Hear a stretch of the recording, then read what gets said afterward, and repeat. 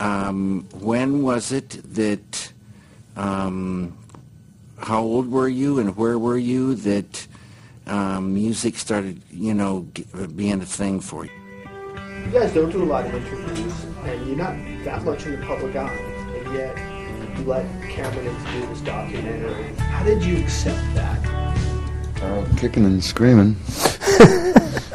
But if anybody was going to do it, I think we just put our trust in Cameron. And he, in some ways, was part of our group for the formative stages.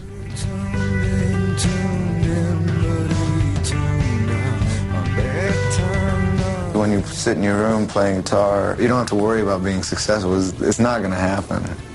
It's just not going to happen. It kept coming to the surface. We would try different versions of the movie, but really just the journey of finding your way creatively and following instincts that in the day might seem odd, but in the long period of time make total sense.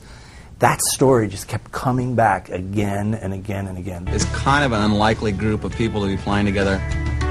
We made it to the ocean, had a smoke and a tree. It takes a lot of stubbornness. I think you really have to, one, decide that it's worth sticking it out, and I think probably all of us had our favorite bands that we grew up listening to that either couldn't last or broke up or sort of in the end sort of fell flat.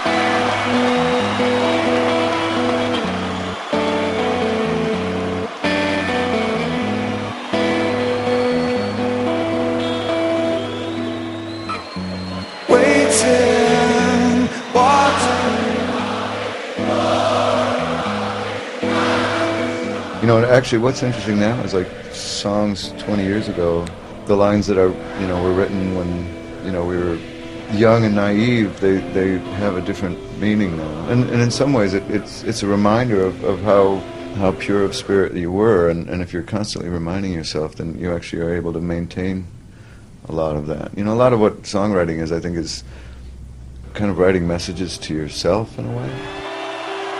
We all wanted to sort of like, just tour nationally and try to integrate with those types of groups that we all really loved.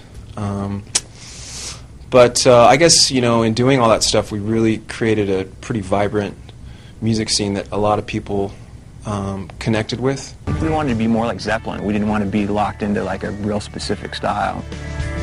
I look at playing guitar in this band as kind of twofold. I play a lead guitar part, and that's kind of the obvious part that I do. But also I like to, in that, add some sort of fire to the songs, hopefully.